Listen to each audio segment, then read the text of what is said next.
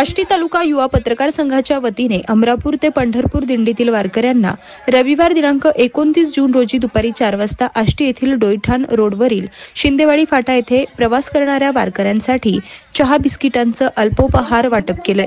ही मोहीम संघाच्या सामाजिक जबाबदारीचा भाग म्हणून आयोजित करण्यात आली होती।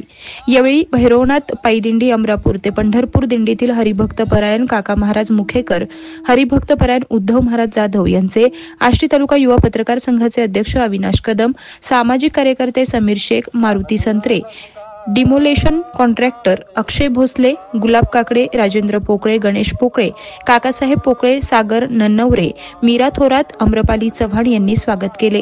या प्रसंगी अमरापूर येथील हरिभक्त परायण काका महाराज मुखेकर आणि वारकऱ्यांनी युवा पत्रकार संघाच्या या स्तुत्य उपक्रमाचे कौतुक केले।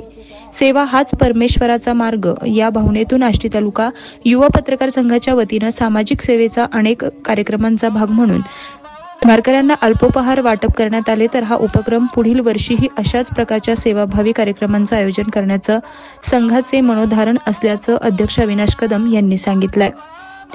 Tejvarta news network, Ashti, Beed. तेज वार्ता न्यूज नेटवर्क को सब्सक्राइब करें और बेल आइकॉन प्रेस करें।